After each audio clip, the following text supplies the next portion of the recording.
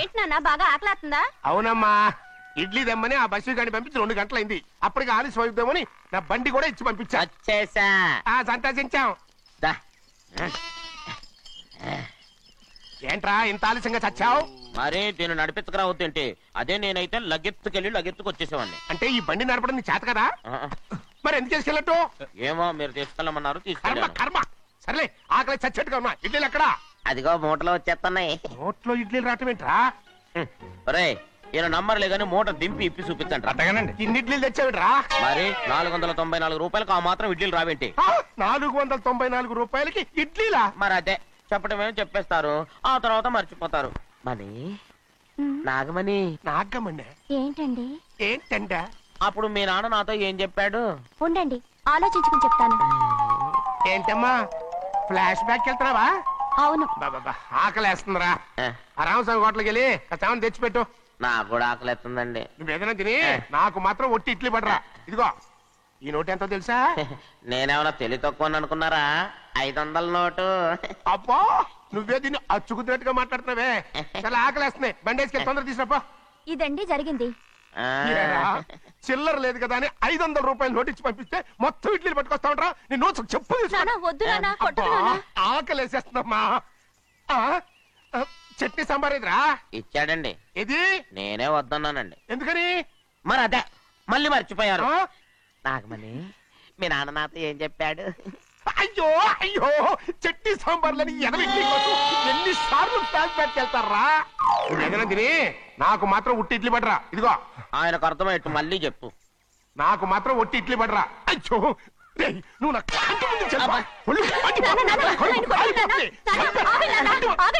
ఆయనతో పాటు నేను బయటికి వెళ్ళిపోతాను.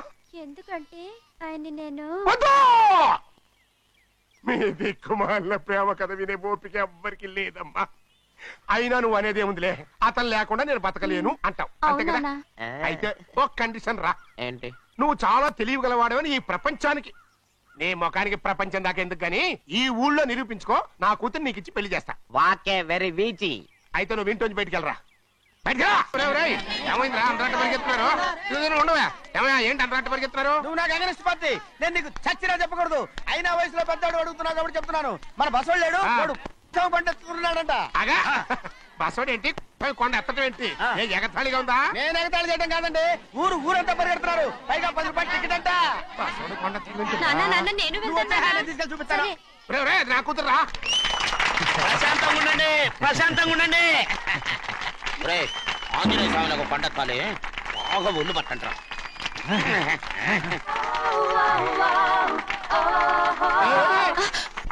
ఆడ కొండనెత్తే పోతే నిన్నెత్తిపోతాడు. ఊరుకోండి కుమస్తా గారు, ఆడికి ఆ కొండనెత్తడం ఈజీ, దీన్ని కష్టం. వయసులో ఉన్న ఆడపిల్లని చూస్తే చాలు తలనేరిసినోడికి కూడా జోకులు వస్తాయి.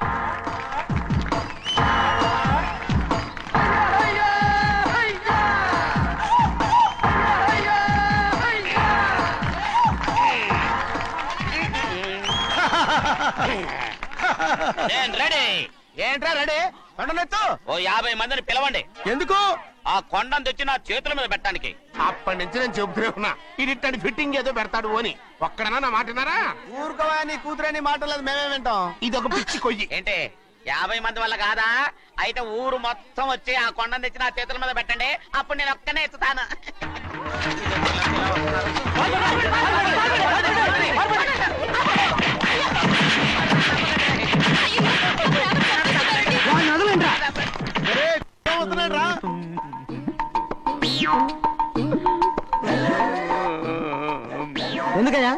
ఎందుకయ్యా అమాయకుని పట్టుకుని అందరూ చిత్త కొడుతున్నారు? అమాయకుడా? వీడా? అవును. స్వామి స్వామి మా వారిని రక్షించినందుకు చాలా థ్యాంక్స్ అండి. ఏ స్కూల్లో చదువుతున్నారా? Co education. అదే కరెక్ట్. ఇప్పుడు మాట్లాడు. నీ కూతుర్ని ఇతనికి ఇచ్చి చెయ్యాలి అంటే ఇతను తెలివైన వాడని నిరూపించుకోమన్నారుగా. అవును. ఇప్పుడు నేను చెప్తున్నాను, ఇక్కడున్న మీ అందరికంటే ఇతనే తెలివైన. ఆంజనేయుడు తప్ప ఆ కొండను ఎవరైనా ఎత్తగలరా? చేయలేని దాన్ని చేయగలనని చెప్పి మీ అందరిని నమ్మించి ఇక్కడ తీసుకొచ్చాడే, ఇతను తెలివైనడు కదంటారా? ఇది తీవ్రంగా ఆలోచించవలసిన విషయం. కరెక్ట్. ఒక తెలివైన వాడే ఎదుటి వాళ్ళని తెలివి తక్కువ వాళ్ళని చేయగలడు. He is very bright. ఇప్పుడైనా ఒప్పుకుంటారా? ఒప్పుకున్నట్టే, గుండె మీద చేసుకున్నాడు కనుక. స్వామీజీ స్వామీజీ మీ ఆశీర్వాదం ఉంటే వచ్చే వారం నేను నీళ్ల మీద నడుస్తాను ఆపై వచ్చే వారం భూమి మీద ఈదుతాను. అలాగా ఏది నీళ్ళల్లో నడు చూద్దాం. ఇక్కడ నీళ్లు లేవే. నువ్వు నీళ్లలో నడుస్తావో నేల మీద ఎత్తావో నాకు అనవసరం. నా కూతురుతో నువ్వు సరిగ్గా నడుచుకుంటావా లేదా? స్వామీజీ చెప్తే నడుచుకుంటాను. స్వామిలాగా మాత్రం నడవకు. ఈ జన్మలో చస్తే నీకు పెళ్ళి అవుతుంది. దా, దా. ఆ, చేతులు కలపచ్చుగా భజన వాయించండి. వెళ్ళొస్తాను. స్వామీజీ స్వామీజీ స్వామీజీ ఏంట్రా? అది నా పెళ్ళం చెయ్యి. ఓ సారీ, నా చేతి కర్ర అనుకున్నాను. ఆహా స్వామీజీ అంటే వీడు కర్రను వదిలేసి కన్నీని ఎత్తుకెళ్తున్నాడు.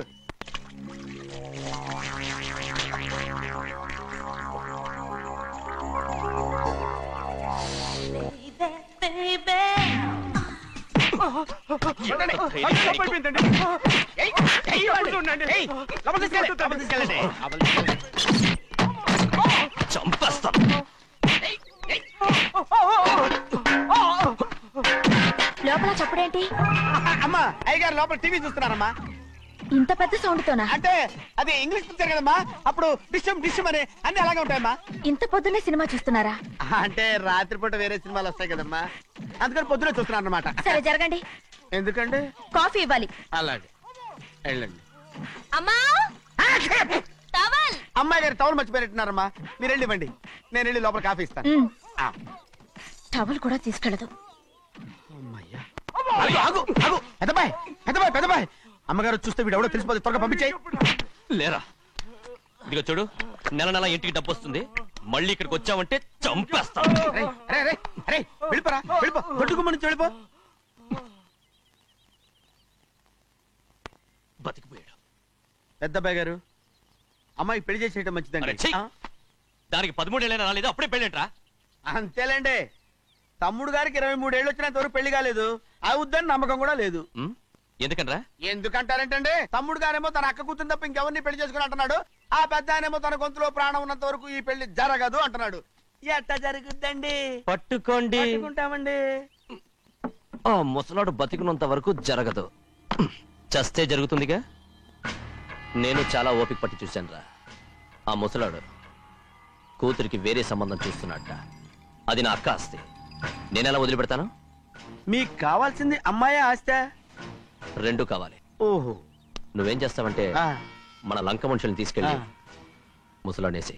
అమ్మో వద్దు, ఈ విషయం చిన్నయ్యకి తెలిసిందంటే రఫ్ ఆడించేసి బాక్స్ బదులు కొట్టేస్తాడు బాబు. నన్ను ఇరికించొద్దు, మీకు పుణ్యం ఉంటుంది. అలాగైనా చచ్చిపోరా. బాబా బాబు. రే చిన్నయ్య మనకన్నా రోషం ఉన్నవాడ్రా, వాడు పెద్ద ఆయన ఊసు కూడా రాడు.